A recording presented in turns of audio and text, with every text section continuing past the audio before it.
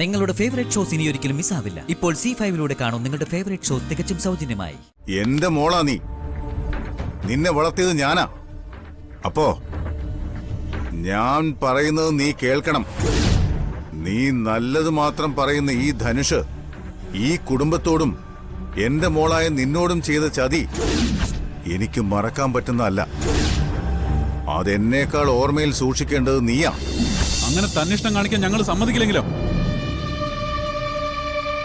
ഇങ്ങനെ വിഷമിക്കാനും മദ്യപിച്ച് ബോധമില്ലാതെ മുറിയിൽ ഒതുങ്ങാനും നീ ഭർത്താവ് മരിച്ച വിധവയൊന്നും അല്ലല്ലോ. അത് നല്ലൊരുത്തിന് വേണ്ടിയാണെങ്കിൽ പിന്നെ പോട്ടെന്ന് വെക്കാം. ഇത് കള്ളനും കൊലപാതകയും ആൾമാറാട്ടക്കാരനുമായ ഒരു ക്രിമിനലിന് വേണ്ടിയാ. എന്റെ അനിയത്തി ഇത്രയും കാണിച്ചു കൂട്ടുന്നതെന്ന് ഓർക്കുമ്പോഴാ എന്റെ മനസ്സിന് വിഷമം തോന്നുന്നത്. മുന്നേ ഞാനിത് വേണ്ടെന്ന് പറഞ്ഞപ്പോ ബഹളം വെച്ചും കരഞ്ഞും അച്ഛന്റെയും നന്ദേട്ടന്റെയും ഒക്കെ സമ്മതം വാങ്ങിയെടുത്തു. ഇനി നടക്കില്ലത്.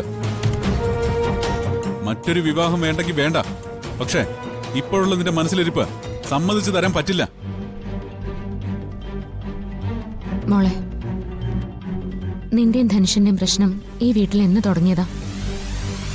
അന്ന് തൊട്ടേ ഞങ്ങളൊക്കെ പറഞ്ഞതാ നിന്നോട്, ഇത് നിനക്ക് പറ്റിയതല്ല, വേണ്ടാന്ന്. അന്ന് നീ കേട്ടില്ല. അത് നിനക്കൂടി മനസ്സിലാവാനാ എല്ലാം നിന്റെ മുമ്പിൽ വെച്ച് തന്നെ പറഞ്ഞതും തെളിയിച്ചതും. നിനക്കൊഴികെ ബാക്കി എല്ലാവർക്കും അത് മനസ്സിലാവുകയും ചെയ്തു. എന്നാ മനസ്സിലാക്കേണ്ട നീ ധരിച്ചു വച്ചിരിക്കുന്നത് വേറെ പലതുവാ. അതിന് ഞാൻ നിന്നെ കുറ്റം പറയുന്നില്ല, അത് നിന്റെ സൗകര്യം. പക്ഷേ നീ മാത്രമാണ് ശരിയെന്നും നീ പറയുന്നത് പോലെ എല്ലാം നടക്കണമെന്നുള്ള നിന്റെ വാശി നീ ഉപേക്ഷിക്കണം.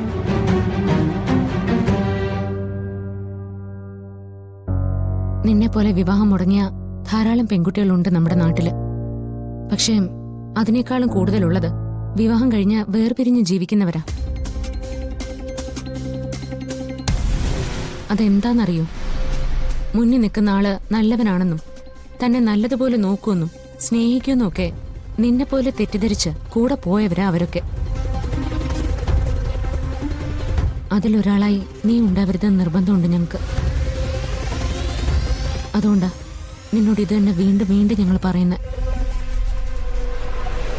ഈ ഏട്ടത്തെ മനസ്സിലാക്കിയില്ലെങ്കിൽ വേണ്ട, അച്ഛനെയും കൂടപ്പിറപ്പുകളെ നീ മനസ്സിലാക്കണം. അവരുടെ വിഷമങ്ങളെങ്കിലും മനസ്സിലാക്കാൻ ശ്രമിക്കണം. എന്റെ ജീവിതത്തിന് നിങ്ങളെല്ലാവരും മുൻവിധിയോടെ നോക്കുന്നത് എന്തിനാന്ന് എനിക്ക് മനസ്സിലാവാത്തെ.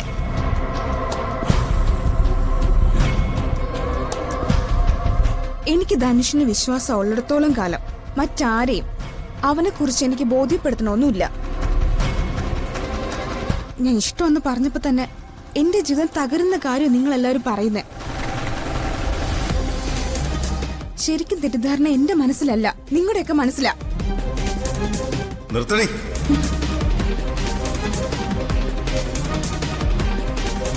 മതി നിന്റെ പ്രസംഗം. വിവാഹം മുടങ്ങി വിഷമത്തിലിരിക്കുന്ന നിന്നെ വീണ്ടും ഓരോന്ന് പറഞ്ഞ് വിഷമിപ്പിക്കണ്ടെന്ന് കരുതിയ ഇതുവരെ ഞാനൊന്നും പറയാതിരുന്നത്. അപ്പൊ വഷളത്തരം കൂടിക്കൂടി വരുന്നു. എന്റെ മോളാ നീ. നിന്നെ വളർത്തിയത് ഞാനാ. അപ്പോ ഞാൻ പറയുന്നത് നീ കേൾക്കണം. നീ നല്ലത് മാത്രം പറയുന്ന ഈ ധനുഷ് ഈ കുടുംബത്തോടും എന്റെ മോളായ നിന്നോടും ചെയ്ത ചതി എനിക്ക് മറക്കാൻ പറ്റുന്നതല്ല. അതെന്നേക്കാൾ ഓർമ്മയിൽ സൂക്ഷിക്കേണ്ടത് നീയാ. കാരണം അവൻ പറഞ്ഞു പറ്റിച്ചതും സ്നേഹിച്ച് വഞ്ചിച്ചതും നിന്നെയാ. ഉള്ള സത്യം അവൻ അന്ന് നിന്നെയെങ്കിലും അറിയിക്കാമായിരുന്നു. അങ്ങനെയായിരുന്നെങ്കിൽ നീ ഈ പറയുന്നൊക്കെ ഞാനും ഇവരും സമ്മതിച്ചു തന്നേനെ. അവനത് ചെയ്തില്ല. അങ്ങനെയുള്ള ഒരുത്തനെ ഇനിയും മനസ്സിൽ കൊണ്ടു നടക്കുവാണെങ്കിൽ എന്റെ മോൾക്ക് അഭിമാനം എന്നൊന്നില്ലെന്നേ ഞാൻ പറയൂ. അത് ഈ വീട്ടിലെല്ലാവർക്കും മനസ്സിലായിട്ടുമുണ്ട്. ഇനി നാട്ടുകാരെ കൂടി അറിയിക്കണ്ട. എന്റെ ചെലവിൽ ഇവിടെ കഴിയുമ്പോ ഞാൻ പറയുന്നത് കേൾക്കുകയും അനുസരിക്കുകയും വേണം. അതിന് പറ്റില്ലെങ്കിൽ ഇറങ്ങി പൊയ്ക്കോണം. എങ്ങോട്ടാന്ന് വെച്ചാ പോകുക. നാളെ ധനുഷ് ഇവിടേക്ക് വരും, നിങ്ങളോട് സംസാരിക്കും. അപ്പോഴും നിങ്ങളുടെ മനോഭാവം ഇങ്ങനെയാണെങ്കിൽ അവനോടൊപ്പം ഞാൻ ഇറങ്ങിപ്പോവും. പിന്നെ ഒരിക്കലും ഈ വീടിന്റെ പടി ഞാൻ ചവിട്ടിന്ന് വരില്ല. നീ പോവോ? പോകും പോകും പോകും. എടീ, സച്ചേട്ടാ, അടിക്കാൻ എനിക്ക് അറിയാഞ്ഞിട്ടല്ല. ഇത്രയും വളർന്ന നിന്നെ തല്ലാൻ മനസ്സനുവദിക്കുന്നില്ല. ഇതിന്റെ പുറത്തിറങ്ങിയാലല്ലേ നീ അവന്റെ കൂടെ പോവൂ. നിന്റെ ആ മുറിക്ക് പുറത്തുനിന്ന് നീ ഇറങ്ങില്ല. ഓടിയോടാ. വിട് സച്ചേട്ടാ. സച്ചേട്ടാ, വിടാൻ.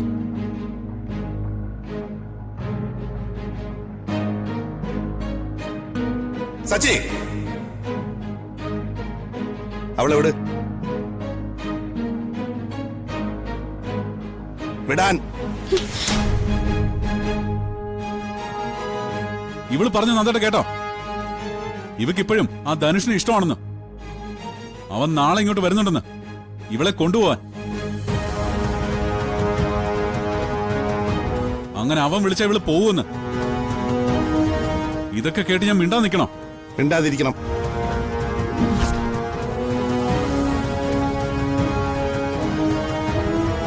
നീ മാത്രമല്ല, അച്ഛനും ഞാനും ഉൾപ്പെടെ എല്ലാവരും മിണ്ടാതിരിക്കണം.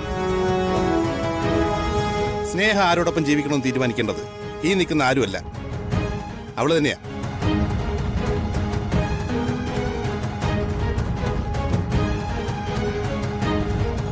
നീ മുറി പിടിച്ച് പൂട്ടിയിട്ടാൽ ഇവളുടെ മനസ്സ് മാറുമോ? അങ്ങനെ നീ വിശ്വസിക്കുന്നുണ്ടോ? മനസ്സ് മാറുന്നതോ അല്ലാത്തതോ ഒക്കെ അവളുടെ ഇഷ്ടം.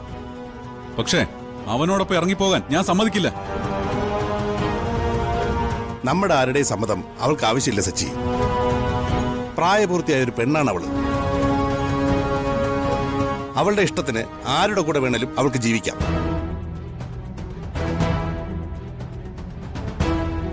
ധനുഷ് പോലീസ് സ്റ്റേഷനിൽ പോയിട്ട് പരാതി കൊടുത്താൽ അവര് വന്ന് നിന്നെ കൊണ്ട് തന്നെ ആകാതെ തുറപ്പിക്കും. നിയമത്തിന് മുന്നിൽ രക്തബന്ധങ്ങൾക്ക് സ്ഥാനമില്ല. കുറെ പ്രശ്നങ്ങൾ ഉണ്ടാക്കാന്നല്ലാതെ മറ്റൊരു ഗുണവും അതുകൊണ്ട് ഉണ്ടാവുകയില്ല. പിന്നെ ഇവളാ ക്രിമിനലിനൊപ്പം പോയി ജീവിതം നശിക്കുന്നത് കണ്ടു നിൽക്കണമെന്നാണ് പറയുന്നത്. ജീവിതം അവളുടെയാ, തീരുമാനവും അവളുടേത് തന്നെ. അവളെടുക്കുന്ന എന്ത് തീരുമാനത്തിന്റെ ഫലവും അവൾ തന്നെ അനുഭവിക്കേണ്ടത്. അത് ഞാൻ തന്നെ അവളോട് പറഞ്ഞിട്ടുണ്ട്. നന്ദേട്ടാ, സ്നേഹ ഇപ്പൊ ഇങ്ങനെയൊക്കെ പറയും. അത് കേട്ട് നമ്മൾ മിണ്ടാതിരുന്ന പിന്നെ അത് ദോഷവും.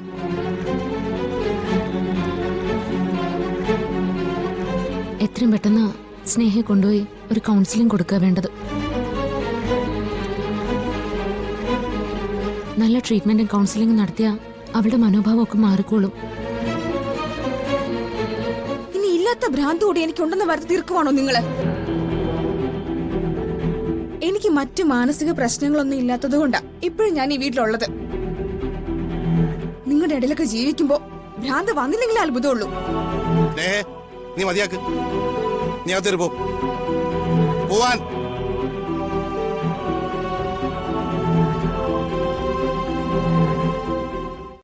ഡൗൺലോഡ് ചെയ്യൂ C5 ആപ്പ്. കാണൂ എല്ലാ എപ്പിസോഡുകളും സൗജന്യമായി.